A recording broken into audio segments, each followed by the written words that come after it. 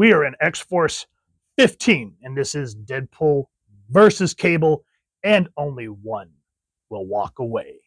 This was an excellent read, my friends. We went over, I believe this is 15. I believe we've gone over 14. If not, feel free to make fun of me down in the comments. But, dad brain and everything else. But at this point, Cable is believed to be dead because the Adirak Mountain, which was their headquarters at the time, was destroyed. Because they are outlaws, S.H.I.E.L.D. went after them. They defeated S.H.I.E.L.D., took the helicarrier, which was Sam, Siren, basically everybody but Cable. And this guy, I can't remember his name off the top of my head, but he jumps through the window of the helicarrier.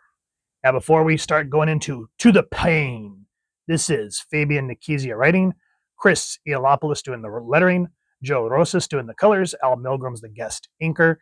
And I love this right here. For those of us that have been around comics, a good chunk of our lives, in welcoming aboard the penciling magic of Greg Capullo.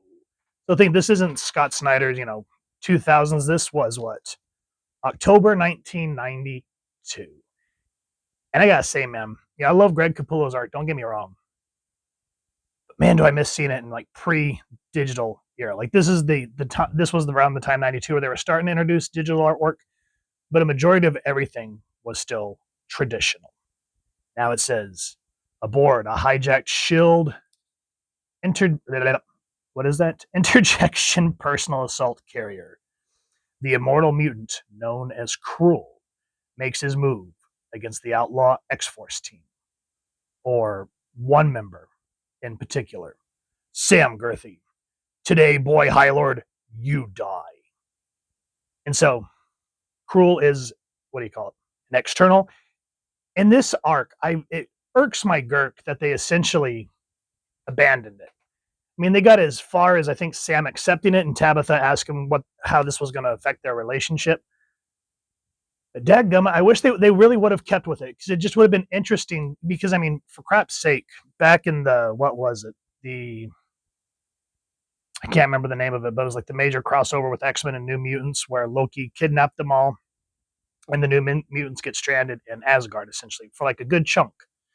And it wasn't until like the end of '86 when we first see the first appearance of Strife and the cameo appearance of Cable, where they finally come back to New York. But in that time period where they were captured, or not captured, but just basically stranded in Asgard, Danny became a Valkyrie. And so it's like seeing these characters that we kind of grew up with. It's like, why couldn't we see Sam progress to an external? That just would have been a nice little thing. But it is what it is. Going into what we are going over rather than just complaining. Look at the action, my friends. Cannonball, who's this geek wanting a piece of you? I don't know, Farrell, but let him try and take it. Yes, external. Let the ceremony of survival begin. And immediately here, again, if you guys have kind of kept up with this and or read New Mutants throughout the years, think about when Sam first joined the New Mutants. Even though he was co-leader with Danny, he was always so unsure of himself, and he second-guessed himself more than Danny and really relied on her direction. But now here, he just says, close quarters approach, Shatterstar, he's yours. And then just boom, boom, boom, boom, boom, boom. And he's trying to call the shots, trying to get the IPAC working again, which is the S.H.I.E.L.D. helicarrier thingy. And then Richter tries his hand at this dude. And just love how Sam just points and goes, Rick, take care of him. And I think that's why thinking about, I grew up and I love X-Men and I love Uncanny X-Force. Don't get me wrong. That's still my jive. Like Chris Claremont era, hell yeah. But now we go into 2026, and Logan's still the same age, Scott's the same age. Here, watching New Mutants, and then the early when Scott was leader of X Factor, we saw Sam and Bobby and Danny and everyone as kids. We saw in the latter half of X Factor, we saw Richter and Tabitha as kids.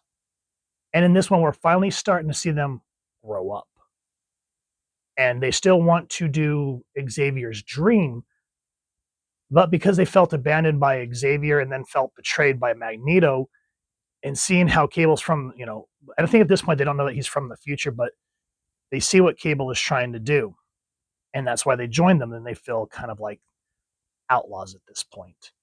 And it's just nice to see that change. And I think that's why I thoroughly, as much as I love X Factor too, I think that's why I kind of gravitate more towards New Mutants and X Factor, because they're always sort of like, I don't want to say the black sheep, but they were always seem to be forgotten about until they just kind of happened upon their other teammates. And I think that's why I like it the most, and because I've always kind of gone for the outlaw.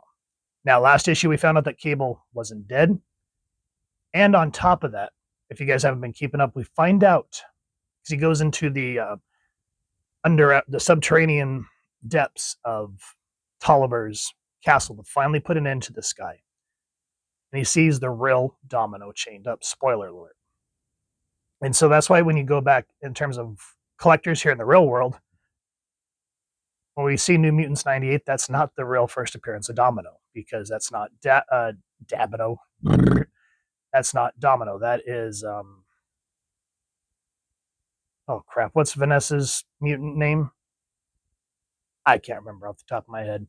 It's not until X-Force 11 that we see the first real appearance of Domino. And we've gone over both books, so I'll try to remember to put them in the cards up here. But I just find that so interesting, because Cable thinks that this Domino betrayed them. And so he's having a moment of trust till he sees the real one beaten here. And Vanessa, of course, is the girlfriend of Deadpool, so at least the movie got that part right. But in order to silence her, Wade guts her. And this is the Deadpool that I remember, guys.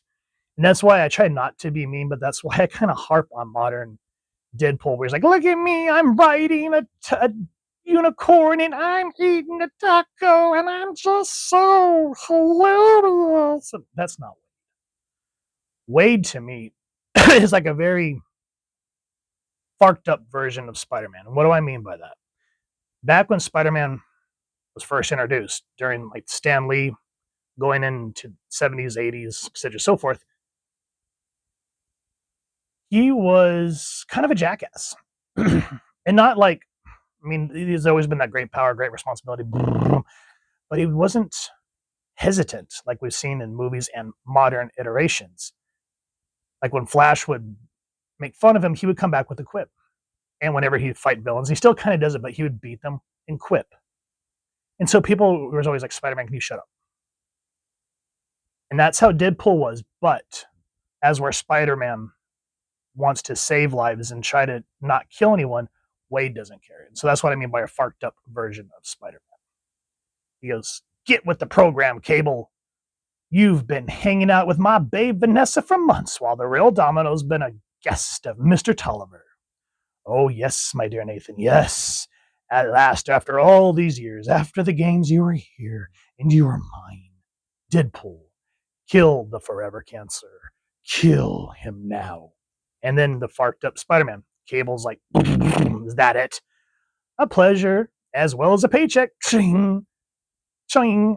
I won't jump through your hoops anymore. Of course you will. Thwack. We've danced this too many times, Deadpool. You had your chance to kill me, Nate, and you didn't take it. Sorry, but that's all you're going to get with me? That's where you're wrong, Deadpool. And then just the artwork, my guys. Whew. Just that lovely, hand-drawn, traditional comic work. And then actually seeing Cable try to slit Wade's throat. It's a rough battle. But unfortunately, of course, Tolliver gets away. Now, I don't want to get all into the Crule stuff. I want you guys to read this. Last issue, we find out that DaCosta has basically been kind of tossed aside from Gideon. He's been betrayed. Gideon Bobby left, what was it, New Mutants 99? Yeah, because the Deadpool then it was 99. To kind of, I guess, go under Gideon's wing to try to keep his father's business going. But he gets betrayed, obviously, because Gideon is an external. And so, like, we need to go talk to Bobby and just look at the rough, just intense paneling we get here, which says the process is working, but we've already exceeded the limits of the subject's solar energy absorption capabilities, over 3,000%. How much more before the equipment gives out? Or Robert DaCosta dies? And again, Bobby's always been a hothead, but to just see him tortured like this, it's hard to watch. And this kind of reminds me, I guess you would say, I'm not going to say Bill Sienkiewicz, like it kind of has this style, but not the full Sienkiewicz stylization. But these rough lines kind of gives me like old school John Romita Jr. style, like back in the Claremont days when he did X-Men. And it just works. Just that distorted, uncanny valley, and then just the absence of color, like Bobby basically being the only color and the beam. It is so hard to look at, which starts to lead to another story arc that we'll eventually get into. But of course, Bobby being Sam being Bobby's best friend, of course it's going to be him that grabs him. He says, Berto, stay away from Jimmy. My blast field to protect me from any energy he's releasing. But you're defenseless. I've never seen him like this. This charge before. I got me a bad feeling. Real bad. What do they want to do to you, pal? What? Sam, let me go. I'm getting away from any civilians. And just drop me somewhere. I feel like I'm going to burst. I'm not just going to leave you alone to die, Bobby. Then, my friend, they'll die together. And that's just a great little way to show how close, because they, even though they were like the polar opposites, where he was sort of the country boy, very, what is it that I'm looking for? Shy, but had new responsibility because he took care of his family after his dad died in the coal mines. Bobby was kind of the same way, but he has that temper. And they just equaled each other out, kind of like Wolverine and Scott. And as the book comes to an end, we're thinking, okay, Domino and Cable are back together.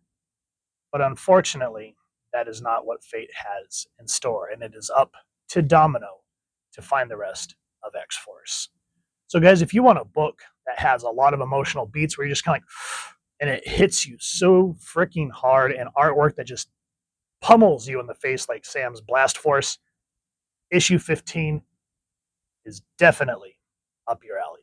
So if you've enjoyed what you've seen, please first and foremost support your local comic shop or wherever it is like to get your action figures and comics, and grab this issue. And if you've enjoyed this review, really would appreciate taking a moment to like, share, and subscribe. Helps the channel more than you could possibly know. And if you don't mind hitting that fancy little X bell next to subscribe, that way as I continue to upload content, you guys get notified.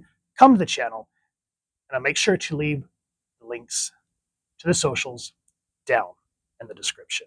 And if you enjoy what I do and you'd like to help support the channel, I've also left a PayPal tip jar down in the description as well. If not, either way, I appreciate y'all stopping by, checking out the video. So with all that said, hope y'all continue to have an absolutely amazing day reading, and happy hunting, everyone.